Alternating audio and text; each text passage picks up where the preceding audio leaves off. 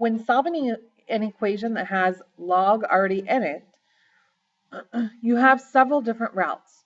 Of course, your ultimate goal is to make sure that you have only one log by itself at most on both sides.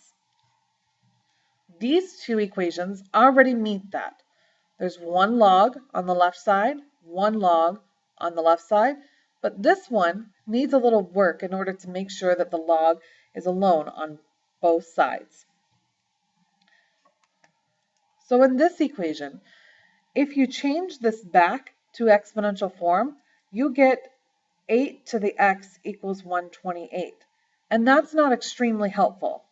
Instead, we can use the information we learned later on in the chapter, like change of base formula, to solve this equation. I have log of the attic number, 128, over log of the basement number, 8. Now it's just a matter of putting it into my calculator. Log of 128, be sure to close those parentheses, divided by log of 8. And I get that my answer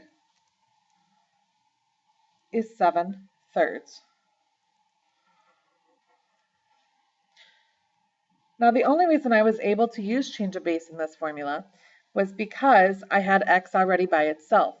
I don't have that over here, so it may be useful to go ahead and change this to exponential form.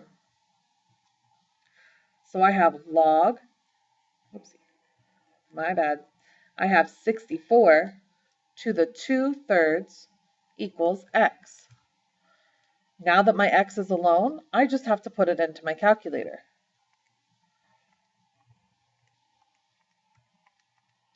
Especially if you have an older calculator, make sure you're putting that exponent in parentheses or you will not get the right answer. So x is equal to 16. Like I said before, we were not lucky enough to have only one log on each side in this case. Instead, I can use properties to solve this.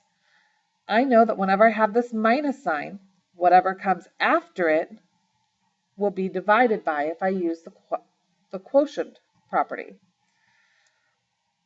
So I'm going to have one single log, base 6, of 5 minus 2a over 3a equals 1. So when I go to loop this entire part here gets put in parentheses. I have 6 to the first power equals 5 minus 2a over 3a. Be careful not to cancel those a's. Instead, I need to get that 3a off of the bottom. So I'm going to choose to multiply by 3a on both sides. And I get 18a is equal to 5 minus 2a. I can add 2a to both sides.